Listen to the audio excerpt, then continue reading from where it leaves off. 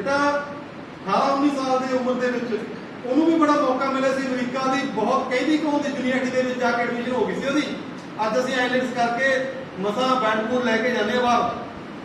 ਉੱਥੋਂ ਉਹ ਯੂਨੀਵਰਸਿਟੀ ਦੇ ਵਿੱਚੋਂ ਆਪਣੀ ਸਟੱਡੀ ਵਿੱਚ ਛੱਡ ਕੇ ਦੇਸ਼ ਨੂੰ ਯਾਦ ਕਰਾਉਣ ਦੇ ਲਈ ਇੰਡੀਆ ਦੇ ਵੱਲ ਚਾਲੇ ਪਾਏ ਸੀ ਉਹਨਾਂ ਨੇ। ਇਹ ਵੱਖਰੀ ਗੱਲ ਹੈ ਕਿ ਜਿਹੜਾ ਉਸ ਨਕਸ਼ੀ ਗਦਰ ਲਹਿਰ ਉਹ ਕਿਸੇ ਕਾਰਨਾਂ ਕਰਕੇ ਫੇਲ ਹੋ ਗਈ ਸੀਗੀ, ਪਰ ਉਹਨਾਂ ਲੋਕਾਂ ਨੂੰ ਉਦੋਂ ਫਾਂਸੀ ਤੇ ਚੜਾਇਆ ਗਿਆ ਸੀਗਾ। ਉਦੋਂ ਭਗਤ ਸਿੰਘ ਦੀ ਉਮਰ 7-8 ਸਾਲ ਦੀ ਸੀ। 1919 ਦਾ ਕਾਂਡ ਹੋਇਆ ਸੀਗਾ ਅੰਮ੍ਰਿਤਸਰ ਦੇ ਵਿੱਚ, ਭਗਤ ਸਿੰਘ ਦੀ ਉਮਰ 12 ਸਾਲ ਦੀ। ਹੁਣ ਜਿਹੜਾ ਬਚਪਨ ਦੇ ਵਿੱਚ ਬੱਚਾ ਛੋਟਾ ਜਿਹਾ ਇੱਕ ਅਜਿਹੇ ਪਰਿਵਾਰ ਨਾਲ ਸੰਬੰਧਿਤ ਜਿਹੜਾ ਦੇਸ਼ ਭਗਤ ਹੈ, 24 ਘੰਟੇ ਗੱਲਾਂ ਹੀ ਹੁੰਦੀਆਂ, ਉਹਦੇ ਮਨ ਦੇ ਉੱਪਰ ਇਹਨਾਂ ਚੀਜ਼ਾਂ ਦਾ ਬਹੁਤ ਪ੍ਰਭਾਵ ਸੀਗਾ। ਜਦੋਂ ਗੱਲ ਕੀਤੀ ਜਾਂਦੀ ਸੀ ਭਗਤ ਸਿੰਘ ਨਾਲ ਤੇ ਉਹ ਕਰਤਾਰ ਸਿੰਘ ਸਰਾਭੇ ਨੂੰ ਅਕਸਰ ਯਾਦ ਕਰਦਾ ਸੀ। ਤੁਹਾਡੀ ਸਾਰਿਆਂ ਦੀ ਜਿਹੜੀ ਉਮਰ ਹੈ ਨਾ, ਇਸ ਤੋਂ ਛੋਟੀ ਉਮਰ ਦੇ ਵਿੱਚ ਕਰਤਾਰ ਸਿੰਘ ਸਰਾਭੇ ਨੂੰ ਫਾਂਸੀ ਚੜਾ ਦਿੱਤਾ ਗਿਆ। ਅੱਗੇ ਅਸੀਂ ਸਾਡੇ ਹਿਸਟਰੀ ਦੇ ਪ੍ਰੋਫੈਸਰ ਗੁਰਦਲਜੀਤ ਸਿੰਘ ਜੀ ਨੂੰ ਮੈਂ ਬੇਨਤੀ ਕਰਦਾ, ਪ੍ਰੋਫੈਸਰ ਗੁਰਦਲਜੀਤ ਸਿੰਘ ਜੀ ਮੰਚ ਤੇ ਆਉਣਗੇ, ਉਹ ਭਗਤ ਸਿੰਘ ਦੇ ਬਾਰੇ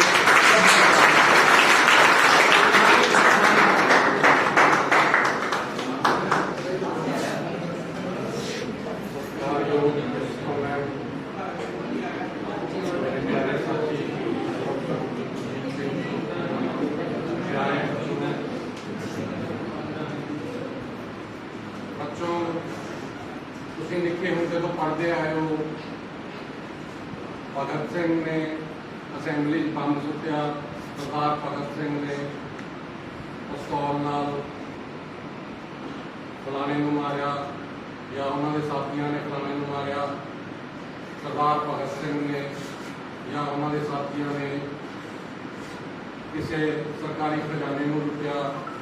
पर उन्होंने जीवन के कई होर पहलू ने जिन्होंने आप अज इतने विचारांगे, जिन्होंने बारे अज आप गलबात करांगे। सरदार भगत सिंह का जन्म 28 सितंबर 1907 को होया सी। उन्हों का क्रांतिकारी अंदोलन के इतिहास में सब तो उच्चा स्थान है। वो शहीद आजम के नाम नाल जाने जाते हैं। इसका कारण है कि छोटी जी उम्र में उन्होंने देश को क्रांति का दर्शन ਅਤੇ ਆਪਣੀ ਜਾਨ ਤੇ ਖੇਡ ਕੇ ਕ੍ਰਾਂਤੀ ਦੇ ਸੰਦੇਸ਼ ਨੂੰ ਘਰ ਘਰ ਪੜਾਇਆ ਸੀ। ਭਗਤ ਸਿੰਘ ਦੇ ਮੁਤਾਬਕ ਕ੍ਰਾਂਤੀ ਦਾ ਅਰਥ ਮਹਾਨ ਪਰਿਵਰਤਨ ਜਾਂ ਬਦਲਾਅ ਹੁੰਦਾ ਹੈ। ਇਹ ਬਦਲਾਅ ਜਿਹੜਾ ਹੈ ਭਾਵੇਂ ਰਾਜਾਂ ਦੇ ਢਾਂਚੇ ਵਿੱਚ ਹੋਵੇ, ਭਾਵੇਂ ਸਮਾਜ ਵਿੱਚ ਹੋਵੇ, ਭਾਵੇਂ ਚਿੰਤਨ ਦੇ ਖੇਤਰ ਵਿੱਚ ਹੋਵੇ, ਇਹ ਕਿਸੇ ਵੀ ਖੇਤਰ ਵਿੱਚ ਬਦਲਾਅ ਹੋ ਸਕਦਾ ਹੈ। ਉਹਨਾਂ ਦਾ ਸਾਰਾ ਜੀਵਨ ਕ੍ਰਾਂਤੀ ਅਤੇ ਸਮਾਜਵਾਦ ਦੇ ਆਲੇ ਦੁਆਲੇ ਘੁੰਮਦਾ ਹੈ। सब तो पहला आप भगत सिंह के पूर्वजों से निगाह पाइए। किसी भी व्यक्ति के बुनियाद उसका पिछोकड़ होंदा है। उसके बुजुर्ग संधू जट सन, 18वीं सदी के शुरू में लाहौर के नेड़े नारली पिंड में रहिंदे सन। भगत के चाचा सरदार अजीत सिंह अपनी जीवनी में लिखते हैं कि किस तरह उन्होंने बुजुर्ग नारली पिंड छड्ड के खटकड़ कला पिंड में फगवाड़े के नज़दीक आ वसे सन। 19वीं सदी के शुरू में उन्होंने बुजुर्गों ने महाराजा रणजीत सिंह की फौज में काम किया। उन्होंने एक बुजुर्ग ने मुदकी, अलीवाल और सबराओं दियां अंग्रेज़ों के खिलाफ लड़िया गई लड़ाइया में संघर्षपूर्ण भूमिका निभाई सी। जदों सर जॉन लॉरेंस और हैनरी लॉरेंस के यत्नां सदके 1857 ईस्वी में पंजाब में खुशहाली और शांति का माहौल सी। पंजाब में 1857 के विद्रोह की लहर का ज़्यादा असर नज़र नहीं आ रहा सी। उस वेले भी भगत सिंह के बुजुर्गों ने अंग्रेज़ों का साथ ना दिता। उन्होंने जमीन जायदाद खो ली गई, पर उन्होंने अंग्रेज़ों अगे झुकन तो इनकार कर दिता सी। गुरु गोबिंद सिंह जी के बलिदान का उन्होंने बुजुर्गों पर गहरा असर पिया सी। भगत के दादा जी सरदार अर्जन सिंह उर्दू, फारसी, पंजाबी, हिंदी और संस्कृत के ज्ञानी सन। आर्य समाज नाल जुड़े हुए सन। उन्होंने 1893 ईस्वी के लाहौर में हुए कांग्रेस के इजलास में भाग लिया और इस इजलास की प्रधानगी की सी। सरदार अर्जन सिंह 1880 ईस्वी में लायलपुर जिले के बंगा पिंड में बस गए सन। अर्जन सिंह के 3 पुत्र सन, किशन सिंह, अजीत सिंह और स्वर्ण सिंह। भगत सिंह जी के पिता सरदार किशन सिंह का जन्म 1878 ईस्वी में खटकड़ कलां विखे होया सी। किशन सिंह बने। किशन सिंह ਅਤੇ ਉਸਦੇ ਛੋਟੇ ਭਰਾ ਅਜੀਤ ਸਿੰਘ ਨੇ ਮਿਲ ਕੇ ਭਾਰਤ ਮਾਤਾ ਮਹੀਨੇਵਾਰ ਪੱਤਰ ਜਿਹੜਾ ਹੈ ਪ੍ਰਕਾਸ਼ਿਤ ਕੀਤਾ ਅਤੇ ਲੋਕਾਂ ਵਿੱਚ ਜਾਗਰਤੀ ਲਿਆਉਣ ਦਾ ਕੰਮ ਜਿਹੜਾ ਹੈ ਸ਼ੁਰੂ ਕੀਤਾ ਸੀ। ਅਜੀਤ ਸਿੰਘ ਦੀ ਪ੍ਰੇਰਣਾ ਨਾਲ ਕਿਸਾਨਾਂ ਨੇ ਸਰਕਾਰ ਨੂੰ ਲਗਾਨ ਦੇਣਾ ਬੰਦ ਕਰ ਦਿੱਤਾ ਸੀ ਅਤੇ ਪਗੜੀ ਸਮਾਜ ਜੱਟਾਂ ਲਹਿਰ ਦਾ ਆਗਾਜ਼ ਹੋਇਆ ਸੀ। ਮਈ 1907 ਈਸਵੀ ਵਿੱਚ ਅਜੀਤ ਸਿੰਘ ਅਤੇ ਲਾਲਾ ਲਾਜਪਤ ਰਾਏ ਨੂੰ ਗ੍ਰਿਫਤਾਰ ਕਰਕੇ ਪਰਮਾ ਦੀ ਮਾਂਡੇਲ ਜੇਲ੍ਹ ਵਿੱਚ ਭੇਜ ਦਿੱਤਾ ਗਿਆ ਸੀ। 1909 ਈਸਵੀ ਵਿੱਚ ਅਜੀਤ ਸਿੰਘ ਜੇਲ੍ਹ ਵਿੱਚੋਂ ਬਾਹਰ ਆਏ ਸਨ ਅਤੇ ਪੰਜਾਬ ਆ ਕੇ ਦੇਸ਼ ਭਗਤੀ ਦੇ ਕੰਮਾਂ ਵਿੱਚ ਲੱਗ ਗਏ ਸਨ। ਸਰਕਾਰ ਉਹਨਾਂ ਨੂੰ ਦੁਬਾਰਾ ਕੈਦ ਕਰਨਾ ਚਾਹੁੰਦੀ ਸੀ, ਪਰ ਪੰਜਾਬ ਛੱਡ ਕੇ ਉਹ ਕਾਬੁਲ ਦੇ ਰਾਹੀਂ ਫਾਰਸ ਚਲੇ ਗਏ ਸਨ। ਇਸੇ ਸਮੇਂ ਕਿਸ਼ਨ ਸਿੰਘ ਨੂੰ ਕੈਦ ਕਰਕੇ 10 ਮਹੀਨੇ ਜੇਲ੍ਹ ਵਿੱਚ ਰੱਖਿਆ ਗਿਆ। ਅਜੀਤ ਸਿੰਘ 2 ਸਾਲ ਫਾਰਸ ਵਿੱਚ ਬਿਤਾ ਕੇ ਜਰਮਨੀ ਗਏ, ਜਿੱਥੇ ਉਹਨਾਂ ਦੀ ਮੁਲਾਕਾਤ ਮੈਡਮ ਕਾਮਾ ਨਾਲ ਹੋਈ ਅਤੇ ਹੋਰ ਕ੍ਰਾਂਤੀਕਾਰੀਆਂ ਨਾਲ ਉਹਨਾਂ ਦੀ ਮੁਲਾਕਾਤ ਹੋਈ। ਇਸ ਤੋਂ ਬਾਅਦ ਉਹ 18 ਸਾਲ ਬ੍ਰਾਜ਼ੀਲ ਵਿੱਚ ਰਹੇ। 1946 ਈਸਵੀ ਵਿੱਚ ਜਵਾਹਰ ਲਾਲ ਨਹਿਰੂ ਦੇ ਯਤਨਾਂ ਸਦਕਾ ਉਹ ਭਾਰਤ ਪਰਤੇ ਅਤੇ 15 ਅਗਸਤ 1947 ਈਸਵੀ ਵਿੱਚ ਉਹਨਾਂ ਦੀ ਮੌਤ ਹੋ ਗਈ ਸੀ। ਸਭ ਤੋਂ ਛੋਟੇ ਭਰਾ ਸਵਰਨ ਸਿੰਘ ਨੂੰ ਅੰਗਰੇਜ਼ਾਂ ਨੇ 1909 ਈਸਵੀ ਵਿੱਚ ਕੈਦ ਕਰਕੇ ਲਾਹੌਰ ਦੀ ਜੇਲ੍ਹ ਵਿੱਚ ਤਸੀਹੇ ਦਿੱਤੇ ਸਨ, ਜਿਸ ਕਰਕੇ 1910 ਈਸਵੀ ਵਿੱਚ ਸਵਰਨ ਸਿੰਘ ਦੀ ਵੀ ਮੌਤ ਹੋ ਗਈ ਸੀ। ਭਗਤ ਸਿੰਘ ਦੇ ਜੀਵਨ ਤੇ ਜੇ ਚਾਨਣ ਪਾਈਏ ਤਾਂ ਆਪਾਂ ਵੇਖਾਂਗੇ ਕਿ ਉਹ ਕੋਈ ਕੋਰਾ ਦਾਰਸ਼ਨਿਕ ਜਾਂ ਵਿਚਾਰਕ ਤੱਕ ਸੀਮਿਤ ਨਹੀਂ ਸੀ। ਉਹ ਇੱਕ ਕਰਮਯੋਗੀ ਸੀ, ਜਿਸ ਨੇ ਕ੍ਰਾਂਤੀ ਅਤੇ ਬਲੀਦਾਨ ਦੇ ਮਾਰਗ ਤੇ ਚੱਲ ਕੇ ਜਨਤਾ ਦੇ ਸਾਹਮਣੇ ਆਪਦੇ ਆਪ ਦਾ ਇੱਕ ਉਦਾਹਰਣ ਪੇਸ਼ ਕੀਤਾ ਸੀ।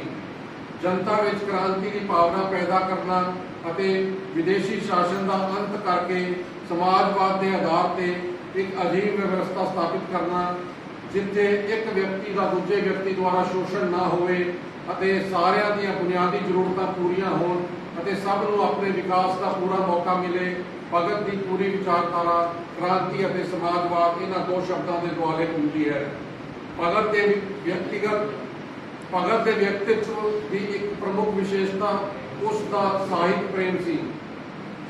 ਉਹ ਮੰਨਦੇ ਸਨ ਕਿ ਜਿਸ ਦੇਸ਼ ਵਿੱਚ ਸਾਹਿਤ ਦੀ ਲਹਿਰ ਜਿਸ ਪਾਸੇ ਚੱਲੇਗੀ, ਉਹ ਦੇਸ਼ ਉਸੇ ਪਾਸੇ ਹੀ ਅੱਗੇ ਵਧੇਗਾ। ਉਹਨਾਂ ਮੁਤਾਬਿਕ ਚੰਗੇ ਸਾਹਿਤ ਨਾਲ ਦੇਸ਼ ਉੱਨਤੀ ਕਰਦਾ ਹੈ। ਉਹਨਾਂ ਨੇ ਇਟਲੀ ਦੇ ਉਤਥਾਨ ਵਿੱਚ ਮੈਜ਼ਨੀ ਦੇ ਸਾਹਿਤਿਕ ਯੋਗਦਾਨ, ਫਰਾਂਸ ਦੀ ਰਾਜ ਕ੍ਰਾਂਤੀ ਵਿੱਚ ਰੂਸੋ ਅਤੇ ਵੋਲਟੇਰ ਦੀ ਦੇਣ ਅਤੇ ਰੂਸ ਦੀ ਕ੍ਰਾਂਤੀ ਵਿੱਚ ਟੋਲਸਟੋਏ, ਕਾਰਲ ਮਾਰਕਸ ਔਰ ਗੋਰਕੀ ਦੇ ਯੋਗਦਾਨ ਦੀ ਸਰਾਹਨਾ ਕੀਤੀ। ਭਗਤ ਸਿੰਘ ਦੇ ਮੁਤਾਬਿਕ ਕਬੀਰ ਜੀ ਨੇ ਮੱਧਕਾਲ ਵਿੱਚ ਭਗਤੀ ਅੰਦੋਲਨ ਨੂੰ ਸਥਾਈ ਆਧਾਰ ਦਿੱਤਾ। ਉਹਨਾਂ ਨੇ ਗੁਰੂਆਂ ਦੀ ਬਾਣੀ ਦੇ ਉਦਾਹਰਣ ਦੇ ਕੇ ਲੋਕਾਂ ਨੂੰ ਜਗਾਇਆ ਅਤੇ ਉਹਨਾਂ ਦੀਆਂ ਕਵਿਤਾਵਾਂ ਨੇ ਲੋਕਾਂ ਨੂੰ ਪ੍ਰੇਰਨਾ ਦਿੱਤੀ। ਸਾਹਿਤ ਪ੍ਰੇਮ ਦਾ ਸਭ ਤੋਂ ਵੱਡਾ ਉਦਾਹਰਣ ਉਹਨਾਂ ਦੀ ਜੇਲ੍ਹ ਡਾਇਰੀ ਹੈ। ਇਸ ਡਾਇਰੀ ਵਿੱਚ ਕਈ ਕਵੀਆਂ ਜਿਵੇਂ Omar Khayyam, James Russell, Lowell Thomas Gray, Wordsworth, Campbell, Byron ਅਤੇ ਚਾਰਲਸ ਬੇਕਰ ਦੀਆਂ ਕਵਿਤਾਵਾਂ ਦਾ ਉਲੇਖ ਕੀਤਾ ਗਿਆ ਹੈ।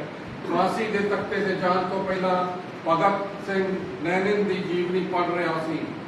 ਉਹ ਇੱਕ ਉਦੇਸ਼ਵਾਦੀ ਲੇਖਕ ਸਨ ਅਤੇ ਉਹਨਾਂ ਦਾ ਹਰ ਕੰਮ ਉਦੇਸ਼ ਨੂੰ ਸਮਰਪਿਤ ਹੁੰਦਾ ਸੀ। ਉਦੇਸ਼ ਸੀ ਜਨਤਾ ਨੂੰ ਕ੍ਰਾਂਤੀ ਲਈ ਤਿਆਰ ਕਰਨਾ। ਇਸ ਤਿਆਰੀ ਦੇ 3 ਕਦਮ ਸਨ। ਪਹਿਲਾ, ਜਨਤਾ ਦੇ ਸੁੱਤੇ ਦਿਮਾਗ ਨੂੰ ਜਗਾਉਣਾ। ਦੂਜਾ, ਜਨਤਾ ਨੂੰ ਜਾਣਕਾਰੀ ਦੇਣਾ ਅਤੇ ਤੀਜਾ, ਪ੍ਰੇਰਨਾ ਦੇਣਾ ਕਿ ਜੋ ਦੁਨੀਆ ਨੇ ਕੀਤਾ ਉਹ ਤੁਸੀਂ ਵੀ ਕਰ ਸਕਦੇ ਹੋ। ਭਗਤ ਸਿੰਘ ਦੇ ਜੀਵਨ ਤੇ ਸਮਾਜਵਾਦੀ ਵਿਚਾਰਕਾਂ, ਪੱਛਮੀ ਕ੍ਰਾਂਤੀਕਾਰੀਆਂ ਅਤੇ ਭਾਰਤੀ ਕ੍ਰਾਂਤੀਕਾਰੀਆਂ ਨੇ ਡੂੰਘਾ ਅਸਰ ਪਾਇਆ। ਉਹ ਵਿਗਿਆਨਿਕ ਸਮਾਜਵਾਦ ਦੇ ਸਮਰਥਕ ਸਨ। ਉਹ ਧਰਮ ਤੋਂ ਪਰੇ, ਪਰਮਾਤਮਾ ਤੋਂ ਪਰੇ, ਪੁਨਰ ਜਨਮ, ਸਵਰਗ ਨਰਕ ਤੋਂ ਪਰੇ, ਆਤਮਾ ਤੋਂ ਪਰੇ ਉਹਨਾਂ ਦਾ ਇਹਨਾਂ ਸਾਰੀਆਂ ਚੀਜ਼ਾਂ ਵਿੱਚ ਵਿਸ਼ਵਾਸ ਨਹੀਂ ਸੀ ਅਤੇ ਉਹ ਫਿਰ ਵੀ ਲੋਕ ਭਲਾਈ ਵਿੱਚ, ਲੋਕਾਂ ਨੂੰ ਸੁਧਾਰਨ ਵਿੱਚ ਅਤੇ ਸਮਾਜਿਕ ਢਾਂਚੇ ਨੂੰ ਸੁਧਾਰਨ ਵਿੱਚ ਵਿਸ਼ਵਾਸ ਰੱਖਦੇ ਸਨ। ਬੱਚੋਂ, ਉਹ ਇੱਕ ਕ੍ਰਾਂਤੀਕਾਰੀ ਜ਼ਰੂਰ ਸਨ, ਪਰ ਉਹਨਾਂ ਦੀ ਆਸਥਾ ਮਾਨਵਤਾ ਜਾਂ ਮਾਨਵਵਾਦ ਵਿੱਚ ਘੱਟ ਨਹੀਂ ਸੀ। ਉਹਨਾਂ ਨੂੰ ਦੁੱਖ ਸੀ ਕਿ ਕ੍ਰਾਂਤੀ ਦੀ ਖਾਤਰ ਉਹਨਾਂ ਨੂੰ ਮਾਨਵ ਖੂਨ ਵਹਾਉਣਾ ਪਿਆ। ਭਗਤ ਸਿੰਘ ਦੇ ਮੁਤਾਬਕ ਜਦੋਂ ਤੱਕ ਮਨੁੱਖ ਦਾ ਮਨੁੱਖ ਅਤੇ ਇੱਕ ਰਾਜ ਦਾ ਦੂਜੇ ਰਾਜ ਦੁਆਰਾ ਸ਼ੋਸ਼ਣ ਕੀਤਾ ਜਾਊਗਾ, ਉਹਨਾਂ ਚਿਰ ਸ਼ਾਂਤੀ ਸਥਾਪਿਤ ਨਹੀਂ ਹੋ ਸਕਦੀ। ਉਹ ਕਾਰਲ ਮਾਰਕਸ ਦੀ ਵਿਚਾਰਧਾਰਾ ਤੋਂ ਪ੍ਰਭਾਵਿਤ ਹੋਏ ਸਨ ਅਤੇ ਕ੍ਰਾਂਤੀ ਦੇ ਉਪਾਸਕ ਸਨ। ਉਹਨਾਂ ਦੇ ਨਾਰੇ ਇਨਕਲਾਬ ਜਿੰਦਾਬਾਦ ਤੋਂ ਭਾਵ ਸੀ ਕਿ ਮੌਜੂਦਾ ਸਮਾਜਿਕ ਵਿਵਸਥਾ ਨੂੰ ਖਤਮ ਕਰ ਸਮਾਜਵਾਦੀ ਵਿਵਸਥਾ ਸਥਾਪਿਤ ਕੀਤੀ ਜਾਵੇ, ਸਰਕਾਰੀ ਤੰਤਰ ਤੇ ਕਬਜ਼ਾ ਕਰਕੇ ਅਤੇ ਜਨਤਾ ਨੂੰ ਸਿੱਖਿਅਤ ਕਰਕੇ। 23 ਮਾਰਚ 1931 ਦੀ ਸ਼ਾਮ ਨੂੰ ਤਖਤੇ ਵੱਲ ਜਾਂਦੇ ਹੋਏ ਕਿੰਨੇ ਯਾਰ ਭਗਤ ਸਿੰਘ, ਰਾਜਗੁਰੂ ਅਤੇ ਸੁਖਦੇਵ ਆਪਣੇ ਪਿਆਰਾ ਕ੍ਰਾਂਤੀਕਾਰੀ ਗੀਤ ਗਾ ਰਹੇ ਸਨ। ਕਦੇ ਉਹ ਦਿਨ ਵੀ ਆਏਗਾ ਜਦ ਆਜ਼ਾਦ ਅਸੀਂ ਹੋਵਾਂਗੇ, ਇਹ ਆਪਣੀ ਹੀ ਜ਼ਮੀਨ ਹੋਊਗੀ, ਇਹ ਆਪਣਾ ਆਸਮਾਨ ਹੋਊਗਾ, ਸ਼ਹੀਦਾਂ ਦੀਆਂ ਕਿਤਾਬਾਂ ਤੇ ਲੱਗਣਗੇ ਹਰ ਬਰਸ ਮੇਲੇ, ਵਤਨ ਤੇ ਮਰਨ ਵਾਲਿਆਂ ਦਾ ਇਹੋ ਨਾਂ ਨਿਸ਼ਾਨ ਹੋਊਗਾ। ਫਾਂਸੀ ਦੇ ਤਖਤੇ ਨਿਕਲਣ ਵੇਲੇ ਸ਼ਾਮ 6 ਵਜੇ ਇਹਨਾਂ ਗੀਤਾਂ ਦੀ ਆਵਾਜ਼ ਆ ਰਹੀ ਸੀ। ਸਰਫਰੋਸ਼ੀ ਕੀ ਤਮन्ना अब हमारे दिल में है, माए रंग दे बसंती चोला, इनकलाब जिंदाबाद, हिंदुस्तान आजाद हो। कैदियां ने भी नारे लाए। बच्चों, बड़ी छोटी जी उम्र में इस तरह ओझल होए साडे देश के 3 तारे जो अज तक जे चमकते रहिंदे तां देश उन्हां दे सुपनिਆਂ ਨੂੰ हकीकत बनदा होया वेख सकता सी। आओ आपां प्रण करिए कि भगत सिंह के सुपनिਆਂ ਦਾ भारत बनाउण ਵਿੱਚ पूरा योगदान पावांगे ਅਤੇ ਅੱਜ ਦੇ ਹਾਲਾਤਾਂ ਨੂੰ ਧਿਆਨ ਵਿੱਚ ਰੱਖਦੇ ਹੋਏ ਭਾਰਤ ਨੂੰ ਵਿਸ਼ਵ ਦੀ ਇੱਕ ਮਹਾਨ ਸ਼ਕਤੀ ਬਣਾ ਕੇ ਵਿਖਾਵਾਂਗੇ।